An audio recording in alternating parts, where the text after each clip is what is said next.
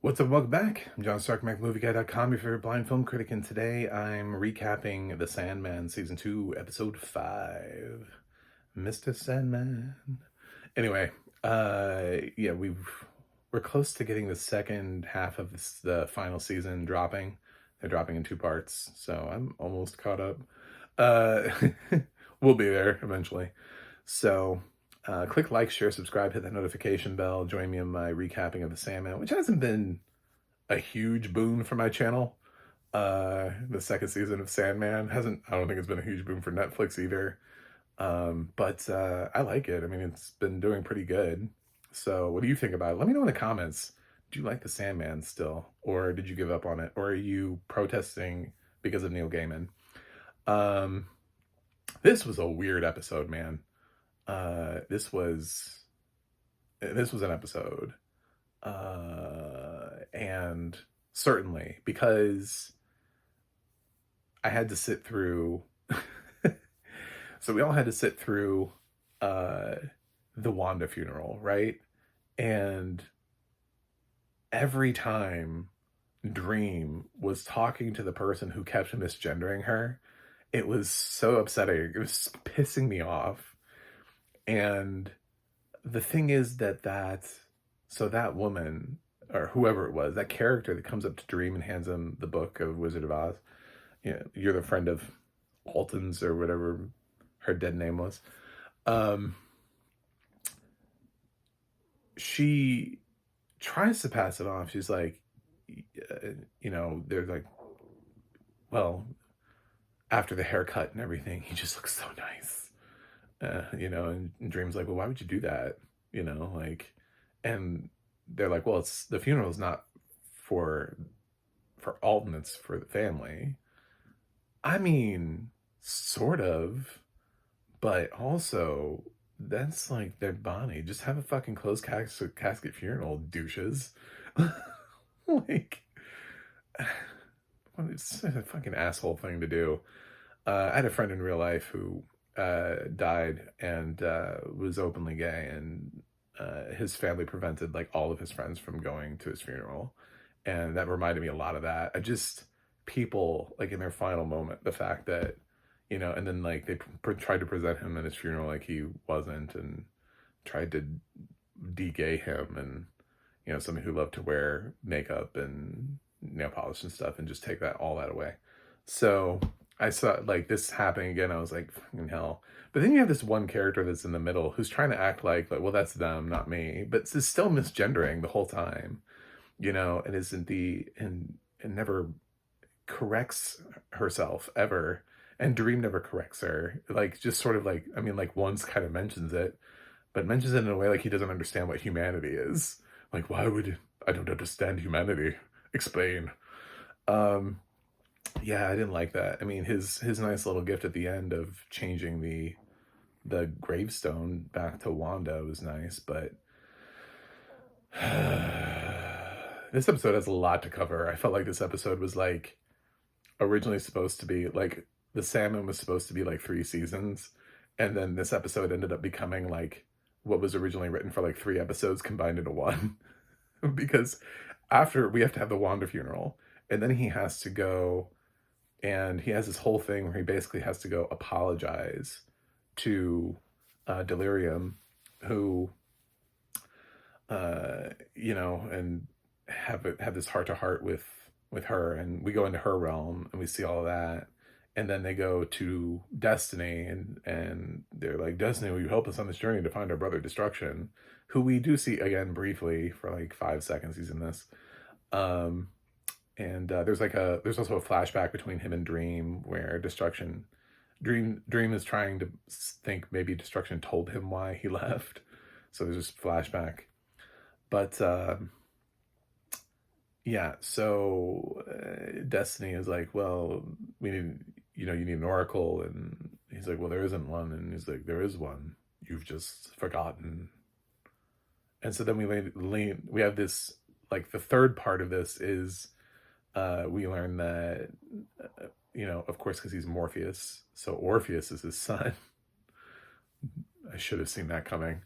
So we go into the story of Orpheus and Eurydice, which was excellent for me because the same day I watched this, that night, I watched Jeopardy, and it was a fucking Jeopardy question.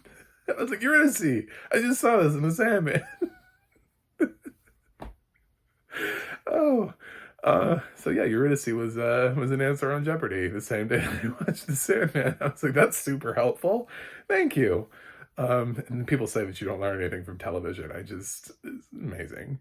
Not that I didn't know the story of Orpheus with his lute and all that kind of stuff, but or the musical Hades Town or anything like that. But would I have been able to pull Eurydice that quickly from my head if I hadn't seen it earlier in the day?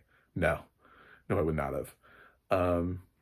It goes through a story about how Orpheus and Eurydice are getting married. Eurydice dies. Orpheus begs to be able to go to the underworld to retrieve her.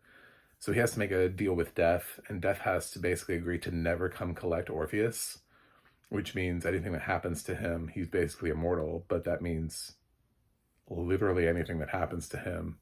So he doesn't really understand what that means. He thinks that, like, something else can kill him, which is very unfortunate for him because he gets really torn up later on. And I'm interested to see, did he get put back together? Sort of like, did they put Humpty Dumpty back together? Because when's last we left Orpheus in this episode, he's like decapitated.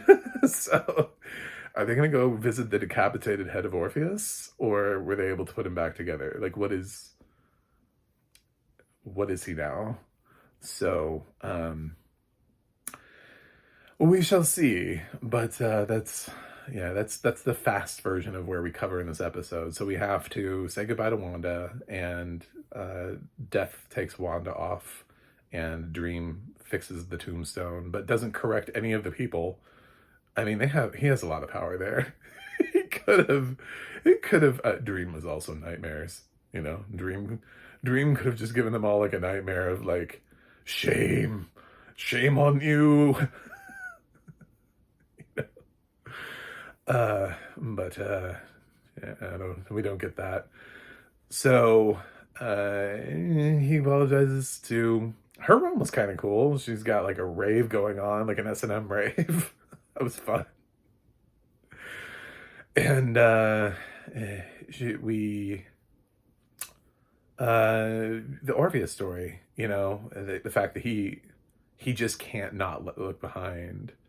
And it's so tragic. It's so like, really, dude?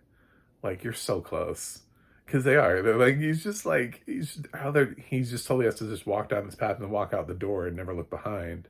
And that if he's able to leave without looking behind, that Eurydice will be behind him. Just basically blind faith, right?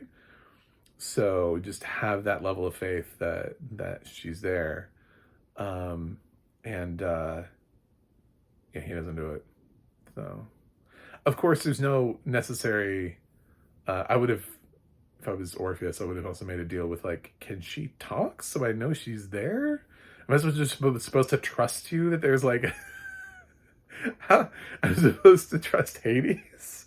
I feel like that's also a stretch of the imagination. So I think that's why he looks behind, is because a part of that too, like, is this too good to be true? Is this really happening? But yeah, he should have just, I don't know, kept going. Though he was asked to do one thing and he breaks the one thing. Anyway, this was fine. This was a fine episode. It kind of is amazing in what it accomplishes, because like I said, it feels like it was supposed to be like a couple different episodes, and then they smushed them together and then ran through on a speed run. So yeah, this is audio description was good. I thought it was nice. I liked, wasn't really anything I had a problem with. You know, he gets torn apart by the Furies. Solid description. But yeah, and the description of Hades and how he's large and Orpheus is not. So there's some cool stuff that's in here.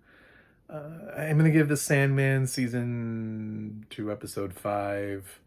I'm going to give it a B+. I feel like it's B+ episode. It's not one of my favorite episodes of the season. I wish they had done more with the Wanda stuff. It is nice that he does it at the end, that he fixes the tombstone, but I also kind of wanted him to do something, put them in a place, you know? Whatever. Anyway, thanks for watching. Thanks for subscribing. I'll see you guys on the other side.